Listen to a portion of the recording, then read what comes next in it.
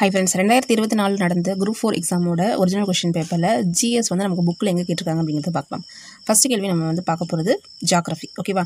So இந்த கேள்வி பாருங்க. நமக்கு வந்து இமயமலை பத்தி கேட்டிருப்பாங்க. கீழ்காணும் வாக்கியங்களில் எவை சரியாக இமயமலையுடன் தொடர்புடையது அப்படின்னு சொல்லி கேக்குறாங்க. ஃபர்ஸ்ட் ஸ்டேட்மென்ட் பாருங்க. சாஸ்கர், லடாக், கைலாஸ் மற்றும் காரகோரம் ஆகிய முக்கியமான மலைத்தொடர்கள் வந்து டிரான்ஸ் இமயமலையில அமைஞ்சிருக்குன்னு சொல்றாங்க. சோ இது வந்து கரெக்ட். ரெண்டாவது ஸ்டேட்மென்ட் பாருங்க.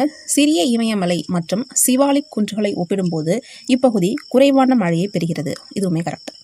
வெளி இமயமலை மிகவும் தொடர்ச்சியான மலைத்தொடராக அமைந்துள்ளதுன்னு கொடுத்துருக்காங்க. ஸோ இது மட்டும் தவறு. தொடர்ச்சியான அப்படிங்கிற வேர்டு வந்து தவறு. தொடர்ச்சியற்ற கண்டினியூஸ் ரேஞ்சுன்னு கொடுத்துருப்பாங்க. அப்படி கிடையாது. இது வந்து கண்டினியூஸாக இருக்காது.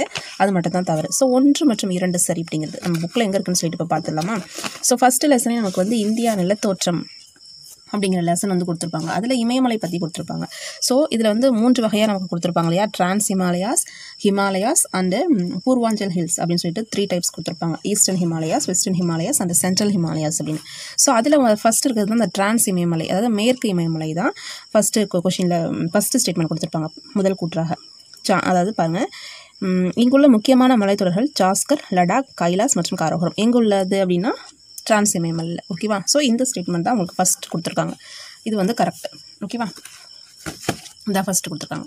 ரெண்டாவது பாருங்கள். ரெண்டாவது வந்து சிறிய இமயமலை சிவாலிக் குன்றுகளை ஒப்பிடும்போது குறைவான மழை அப்படின்னு சொல்லி கொடுத்துருக்காங்க. ஸோ இது பார்த்தீங்க அப்படின்னா இதே பேஜ்லேயே உங்களுக்கு ரைட் சைடில் ஒரு பேராகிராஃபில் கொடுத்துருப்பாங்க. சிறிய இமயமலை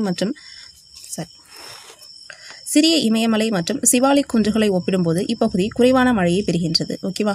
ஸோ அடுத்ததாக பார்த்தீங்க அப்படின்னா 3வது கேட்டிருக்கிறது வெளி இமயமலை பற்றி கேட்டிருப்பாங்க இல்லையா? ஸோ அது வந்து நெக்ஸ்ட் பேஜில் கொடுத்துருப்பாங்க. இந்த 3 டைப்ஸில் வெளி இமயமலை அப்படிங்கிறதுல தொடர்ச்சியான அப்படின்னு சொல்லி கொடுத்துருப்பாங்க. பாருங்கள், வெளி இமயமலை பற்றின ஒரு பேராகிராஃபில் இங்கே பாருங்கள். ஓகேவா? ஸோ தொடர்ச்சியற்ற மலைத்தொடர் சராசரி அகலம் 50 கிலோமீட்டர் முதல் 10 கிலோமீட்டர் வரை மாறுபடுகிறது. இது மிகவும் தொடர்ச்சியற்ற மலைத்தொடர்களாகும். ஓகேவா? இங்கே வந்து நமக்கு அப்படி கொடுக்கல. ஸோ அது மட்டும் தான் நமக்கு வந்து தவறு. ஓகேவா? ஸோ இங்கிலீஷ்லேயுமே வந்து உங்களுக்கு அதே தான். ஓகேவா? கண்டினியூஸ் ரேஞ்சுன்னு கொடுத்துருக்காங்களே, அது மட்டும் தான் தவறு. ஸோ ஆன்சர் வந்து 1 and 2 அப்படிங்கிறது தான். ஓகேவா? ஸோ ஃபஸ்ட் லெசனில் இருக்கிறது தான் இந்த கொஷின் வந்து கேட்டுக்கிறாங்க. நம்ம நெக்ஸ்ட் வீடியோவில் அடுத்த கொஷின் பார்க்கலாம்.